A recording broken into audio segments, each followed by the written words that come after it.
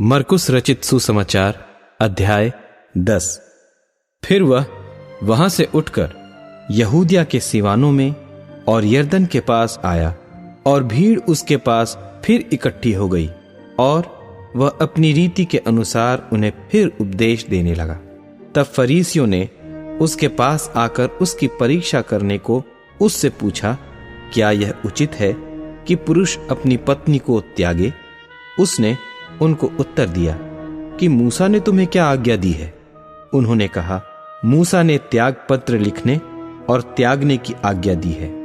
यीशु ने उनसे कहा कि तुम्हारे मन की कठोरता के कारण उसने तुम्हारे लिए यह आज्ञा लिखी, पर सृष्टि के आरंभ से परमेश्वर ने नर और नारी करके उनको बनाया है। इस कारण मनुष्य अपने माता पिता से अलग होकर अपनी पत्नी के साथ रहेगा, और वे दोनों एक तन होंगे। इसलिए वे अब दो नहीं पर एक तन है। इसलिए जिसे परमेश्वर ने जोड़ा है उसे मनुष्य अलग न करे। और घर में चेलों ने इसके विषय में उससे फिर पूछा। उसने उनसे कहा, जो कोई अपनी पत्नी को त्याग कर दूसरी से ब्याह करे तो वह उस पहली के विरोध में व्यभिचार करता है, और यदि पत्नी अपने पति को छोड़कर दूसरे से ब्याह करे तो वह व्यभिचार करती है। फिर लोग बालकों को उसके पास लाने लगे कि वह उन पर हाथ रखे, पर चेलों ने उनको डांटा। यीशु ने यह देख क्रुद्ध होकर उनसे कहा, बालकों को मेरे पास आने दो और उन्हें मना न करो, क्योंकि परमेश्वर का राज्य ऐसों ही का है। मैं तुमसे सच कहता हूं कि जो कोई परमेश्वर के राज्य को बालक की नाई ग्रहण न करे वह उसमें कभी प्रवेश करने न पाएगा। और उसने उन्हें गोद में लिया और उन पर हाथ रखकर उन्हें आशीष दी। और जब वह निकलकर मार्ग में जाता था तो एक मनुष्य उसके पास दौड़ता हुआ आया और उसके आगे घुटने टेककर उससे पूछा, हे उत्तम गुरु, अनंत जीवन का अधिकारी होने के लिए मैं क्या करूं? यीशु ने उससे कहा, तू मुझे उत्तम क्यों कहता है? कोई उत्तम नहीं, केवल एक, अर्थात परमेश्वर। तू आज्ञाओं को तो जानता है, हत्या न करना, व्यभिचार न करना, चोरी न करना, झूठी गवाही न देना, छल न करना, अपने पिता और अपनी माता का आदर करना। उसने उससे कहा, हे गुरु, इन सब को मैं लड़कपन से मानता आया हूं। यीशु ने उस पर दृष्टि करके उससे प्रेम किया और उससे कहा, तुझ में एक बात की घटी है।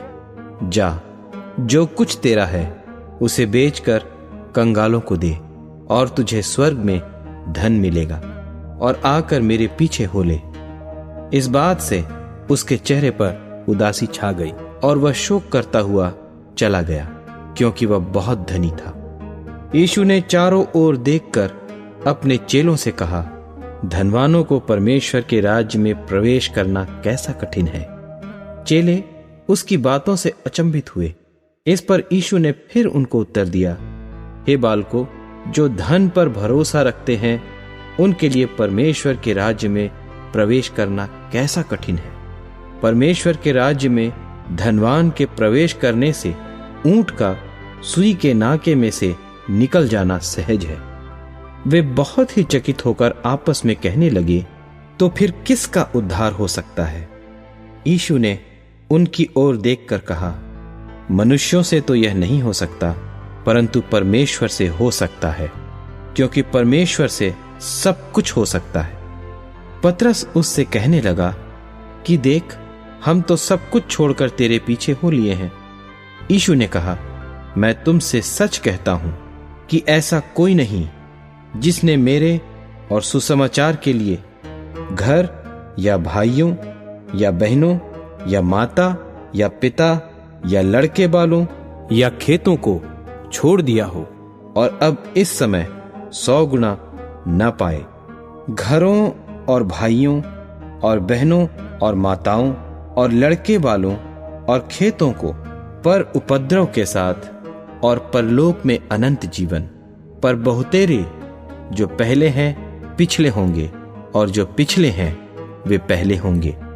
और वे यरूशलेम को जाते हुए मार्ग में थे, और यीशु उनके आगे आगे जा रहा था। और वे अचंभा करने लगे, और जो उसके पीछे पीछे चलते थे डरने लगे। तब वह फिर उन 12 को लेकर उनसे वे बातें कहने लगा जो उस पर आने वाली थीं, कि देखो, हम यरूशलेम को जाते हैं, और मनुष्य का पुत्र महायाजकों और शास्त्रियों के हाथ पकड़वाया जाएगा, और वे उसको घात के योग्य ठहराएंगे और अन्य जातियों के हाथ में सौंपेंगे, और वे उसको ठट्ठों में उड़ाएंगे और उस पर थूकेंगे और उसे कोड़े मारेंगे और उसे घात करेंगे, और 3 दिन के बाद वह जी उठेगा।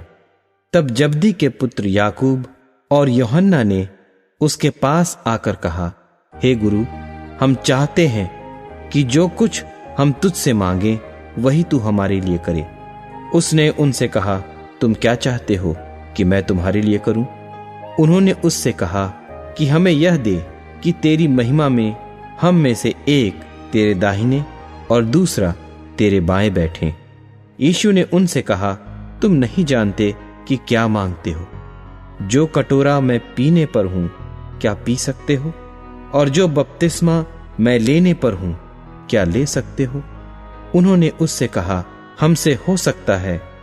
यीशु ने उनसे कहा, जो कटोरा मैं पीने पर हूं तुम पियोगे, और जो बपतिस्मा मैं लेने पर हूं उसे लोगे, पर जिनके लिए तैयार किया गया है उन्हें छोड़ और किसी को अपने दाहिने और अपने बाएं बिठाना मेरा काम नहीं। यह सुनकर 10 याकूब और यूहन्ना पर रिसियाने लगे। और यीशु ने उनको पास बुलाकर उनसे कहा, तुम जानते हो कि जो अन्य जातियों के हाकिम समझे जाते हैं वे उन पर प्रभुता करते हैं, और उनमें जो बड़े हैं उन पर अधिकार जताते हैं।